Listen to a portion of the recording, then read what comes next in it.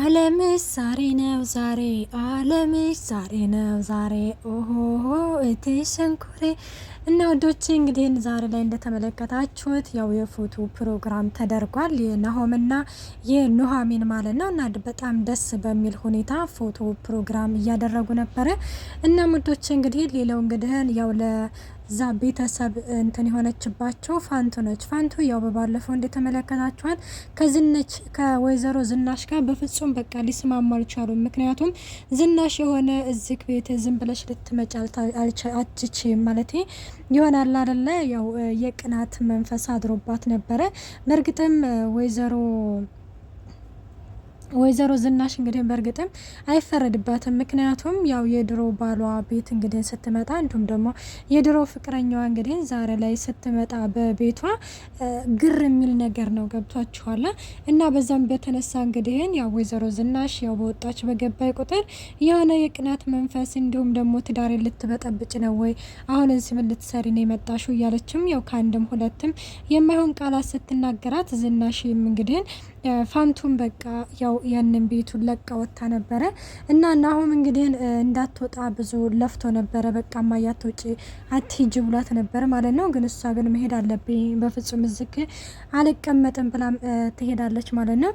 እና በዛን ጊዜ በነገራችን ላይ ደግሞ ዳግም እንግዲህ ተከትሏት ወጥቶ ነበረ። ምክንያቱም አቶ ለይኩን ሳትርቅ ሂድና ተከተላት ምናምን ተብሎ ሄዶ ተከትሏት ነበረ። ግን ወደው በድንገት ነበረ የተሰወረችበት ለዳግም ማለት ነው። ዳግምም ያው አላገኟትም ብሎ ተመልሶ ይመጣል እና ናሆም በጣም ነበር የተረበሸው። ምክንያቱም እናቱን ለስንት ዘመናት ለአመታት እንግዲህ ሲፈልጋት የነበረውን ዛሬ ሰታት ብላ ቤቱ መታለት እንግዲህ ባልሆነ ምክንያት ከዛ ከቤት ስትወጣ አስቦት እንግዲህ ስሜቱ ማለት ነው። እና በጣም ነበር ያዘነው፣ በጣም ነበር የተከዘው። እና በቃ ቶሎ ይኩን ራሱ ያው እሱን ማባበል ምናምን ነበረ። እናም ናሆም ራሱ በቃ አኩርፎ ወደ ፎቅ ራሱ እየሮጠ ነበረ ሲወጣ ከተመለከታችሁት ማለት ነው። እና ምቶቼ ዛሬ ላይ እንግዲህ ያው ኑሃሜ እንደተመለከታችኋት ያው የሰርግ ዘፈን ከፍታ ያው እየዘፈነች ምናምን እናቶ ተሰማና እንዲሁም ደግሞ ከባለቤቱ ጋር ተቀምጦ ምንድነው ዘፈን እየሰማሽ ነው አይደለ ሲላትም አራወት እየሰማሁኝ ነው ይሄን እኮ በሷ ቤት እኮ ቀነሳ እኮ እያዳመጠች ነው እያሉም እንግዲህ እየተሳሳቁ ነበርና እና ምንድነው እንግዲህ ያው እየዘፈነች እየጨፈረ በቃ ደስ በሚል ሁኔታ ሙድ ላይ ነች ማለት ነው።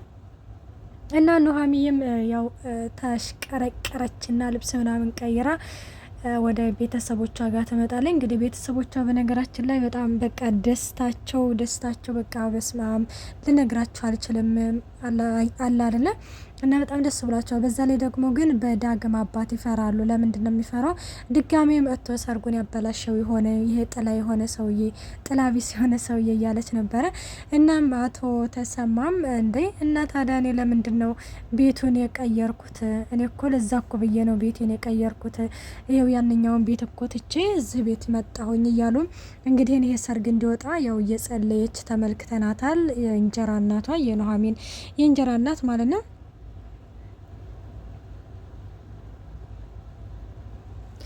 እና አሁን አንቺ ጉድ በይ ሁሉንም ነገር አስተካክል እያላት፣ አረ ምንም ችግር የለን ሁሉንም ነገር አስተካክያለሁ ትላለች። ከዛ በዚህ አጋጣሚ ነበረ ኑሃሚን እየመጣችው። ኑሃሚን እንግዲህ ስትመጣ ያው እንደተመለከታችኋት ፏ ብትን ብላለች። ምንድነው ደግሞ እንደዚህ ጨረቃ ወጣች እንደ በጠዋት አለ አቶ ተሰማ ማለት ነው እንግዲህ ለልጁ።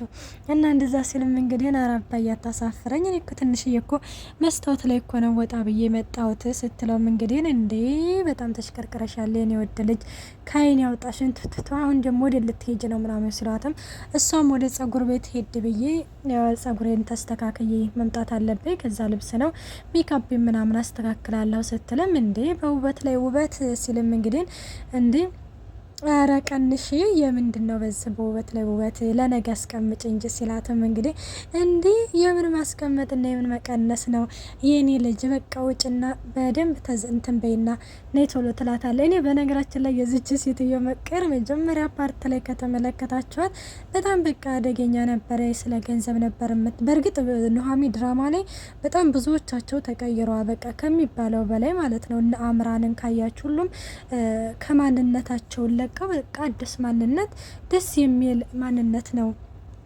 ያላችሁ ማለት ነው። እናም እንደዛ እንግዲህ እየተባባሉ ያው ተወጣለች ማለት ነው።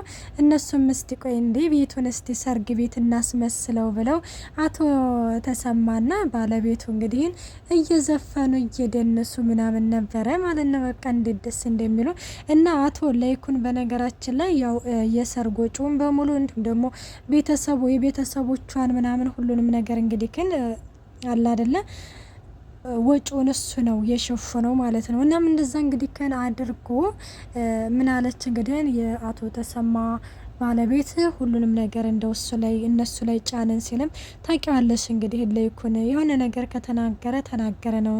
ስለዚህ በቃ እምቢ ብሎኝ እኮ ነው ሲልም እንግዲህ ይነግራታል። እና ሌላው እንግዲህ አሁን አንቺ ግቢና ሁሉንም ነገር ጨርሽ ይላታል። እሷም እንደጨረሰች ትናገራለች። ሰላም ውዶቼ እንዴት ናችሁ? ደህና ናችሁ? ወይን ያለው እግዚአብሔር ይመስገን። እንኳን በሰላም መጣችሁ ወደዚህ ቻናል። ለዚህ ቻናል አዲስ ሆናችሁ ሰብስክራይብ በማድረግ ቤተሰብ ይሁኑ። እንዲሁም ነባሮች ስለምታበረታቱኝ እጅግ አድርጌ አመሰግናለሁ። ተወዳጅና ልብ አንጠልጣይ የሆነውን ኑሃሚ ድራማ ይዘንላችሁ ቀርበናል።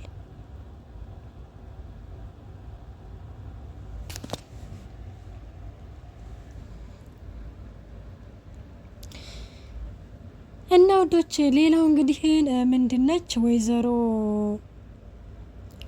ዝናሽ አሁን ላይ በጣም ተጸጸተች። ምክንያቱም ፋንቱን በቅናት በተነሳሳ እንግዲህ ብዙ ነገር አድርጋ ከዛ ከቤት ያባረረቻት እሷ ነች። እና ግን ደግሞ ከሄደች በኋላ በቃ በአጉል ቅናት ተነሳስቼ ነው እኔ ያባረርኳት፣ ቢያንስ ለልጅ ያደረገችልኝን ነገር ውለታዋን መርሳት የለብኝም እያለ በጣም ድብርት ውስጥ ወጥታለች። እና አቶ ለይኩን እሷን ለማጽናናት እንዲሁም ደግሞ እሷን ፈገግ እንድትል በቃ እያደረገ ያለውን ነገር ከተመለከታችሁት ነስቲን ጨፍር ምናምን እያለ ራሱ እንትን እያለን ነበረ። እና ተነስተው እንግዲህ እየጨፈሩ ባለበት ጊዜ ላይ ፋንቱ ትደውላለች። እና ፋንቱም እንግዲህ ስትደውል አቶ ለይኩን ጋር በጣም ይደነግጣል። በቃ ለይኩን እናም የልጅ የናሆም ስልክ እምቢ ስላለኝ ነው ይቅርታ አንተ ጋር የደወልኩት ስትለው፣ ኧረ ችግር የለውም ፋንቱዬ እባክሽን ተመለሽ፣ ቢያንስ እንደዚህ ማድረግ የለብኝም ነበር፣ አንቺ በጣም ባለውለታዬ ነሽ እና እባክሽን ወደ ቤት ተመለሽና ሁሉንም ነገር አስተካክላለሁ ስትልም እንግዲህ ፋንቱዬም አይ በፍጹም ወደዛ ቤት ተመልሼ አልመጣም፣ እኔ ደህና ነኝ ግን ደግሞ ወይዘሮ ዝናሽ ደግሞ እንግዲህ የወለሽ ወይዘሮ ዝናሽ አንቺ ከ30 አመት በፊት ያደረግሽልኝን ነገር መቼም ቢሆን አረሳውም፣ አንቺ በጣም ባለውለታዬ ነሽ ስትላትም ዝናሽ እንግዲህ እዚህ ጋር ነበር በጣም እየተሰበረችው። እንዴት እንደዚህ አደርጋለሁ ባክሽን ተመለሽ ብትላትም እሷም ወደዛ ቤት ሁለተኛ እንደማትመለስ ልጅንም ደግሞ እንደ ልጅሽ አድርገሽ ዲያሪልኝ ስትልም ትነግራታለች። እና ፈንቱዬ በዚህ ጊዜ በጣም ይከፋታል። ምክንያቱም እንግዲህ ያው በእርግጥ አላቸው ነው አሁንም ቢሆንም ያ ከ30 አመት በፊት እንግዲህ አቶ ለይኩንና ፋንቱ የፍቅር ግንኙነት አላቸው ማለት እንግዲህ ዛሬም ይኖራቸዋል ማለት አይደለም። ስለዚህ ፋንቱ እየተመለሰ እንግዲህ ናሆምን በቃ ስቃ ተደስታ ብትድረው በጣም ደስ ይለኛል። እኔ እንደዛ ነው ምለው። ናሆም ራሱ እናቱን ፈልጎ አገኝቶ እናቱ በሰርጉ ላይ እንድትገኝ ማድረግ አለበት እንጂ ለብቻው በፍጹም ሰርጉን ማካሄድ አለበት ብዬ አላሰብም። እና ሌላው እንግዲህ ዳግም ነው። ዳግም ያው እንዳያችሁት ለይኩን ብሎ ነው አባቱን አሳልፎ የሰጠው። እና እንግዲህ እንደ እናትም እንደ አባቱም ሆኖ ያሳደገውን እና ያን ሁሉ ነገር አድርጋቸውማ ብሎም ያው መስክሮበት ያው እስር ቤት እንትን ብሏል።